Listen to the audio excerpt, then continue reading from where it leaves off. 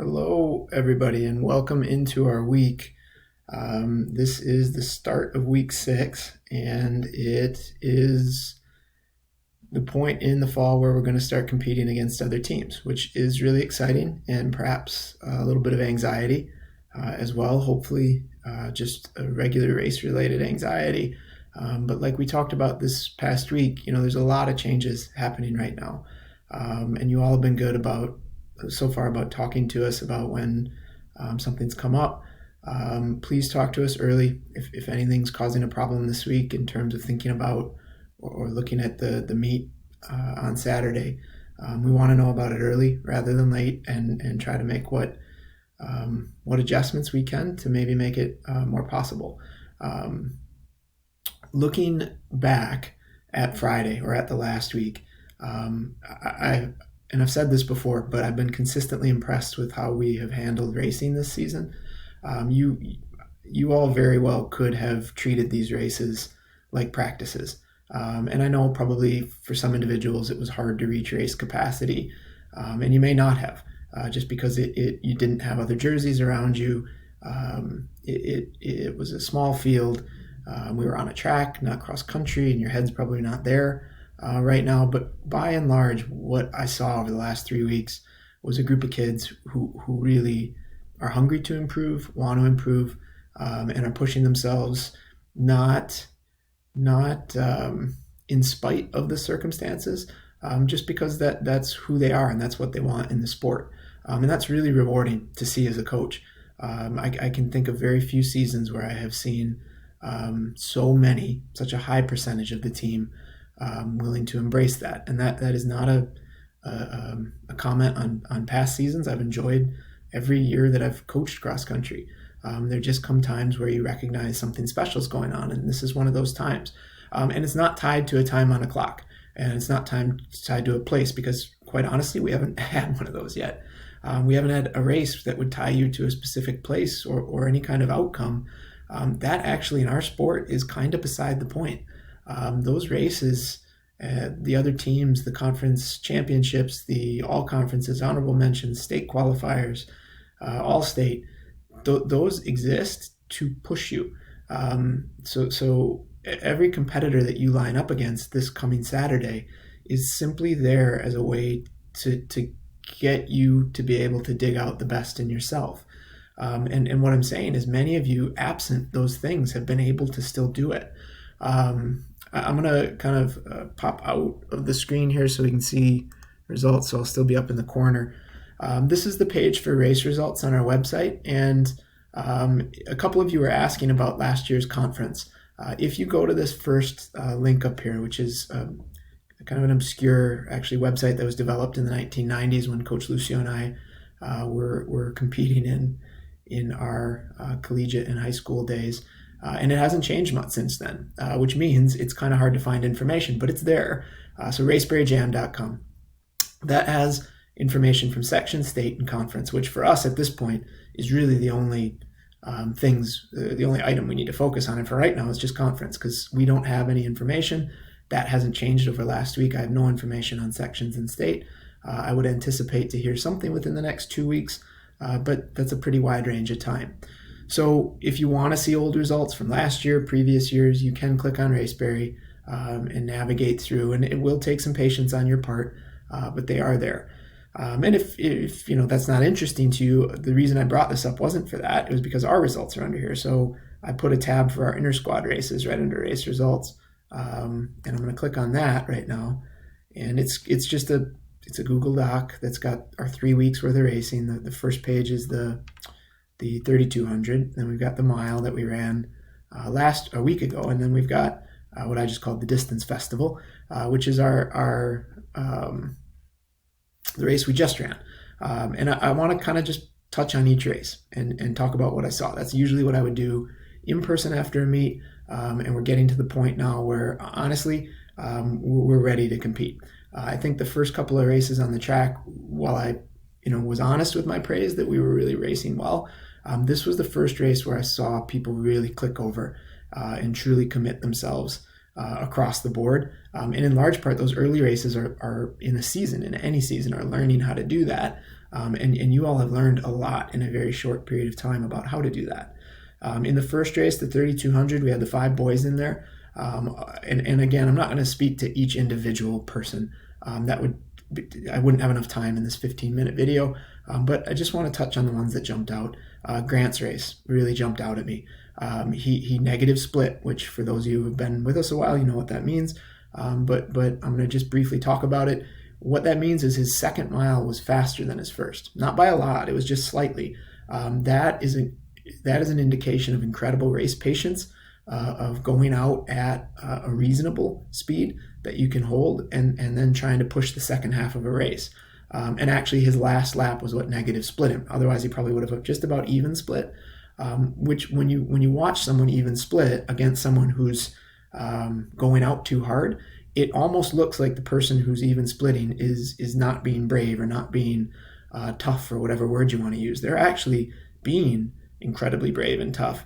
They're just not demonstrating that till later in the race. And the truth is, for spectators that don't understand the race, they cheer pretty hard for the first minute, and they cheer pretty hard for the last minute. And then in the middle of the race, there's very little cheering that happens at that intensity level. So you can get the perspective as an athlete that, like, those are the times you really have to shine. And in reality, it's that massive amount of time in between where races are really made. And Grant made the most of that. His stride never faltered. He never wavered. He kept pushing, and he had a huge race. That 12:44 is a massive jump forward for Grant. So really impressive race on his part there. The next race was the 1 mile for the boys. And again, the race that stood out unquestionably was Will's. It was the single best race I've ever watched Will run, and I've seen him run some good ones. I vividly remember him breaking 20 last year and celebrating with him at the finish line on that one. He went after 5 minutes. He ran darn near even quarters the whole way through. And on my watch, I had him at a 5.7. And there's a moment as a coach where your heart kind of breaks, and you want to tell him it's a 4:59. But I know he would want me to be as honest with him as I ultimately decided to be. And he was slightly over. The reality is that's the edge for Will right now. 5-minute flat mile. He was racing to capacity. There aren't many more seconds in there, but there are more seconds in there. And the thing is that's the truth anytime we're racing, is you have to deal with the fact that you're probably always going to be just slightly behind where you truly could be. But Will got about as close to that edge as an athlete can get.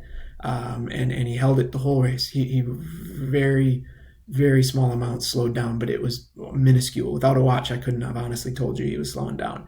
And it was a gutsy race, a hard race.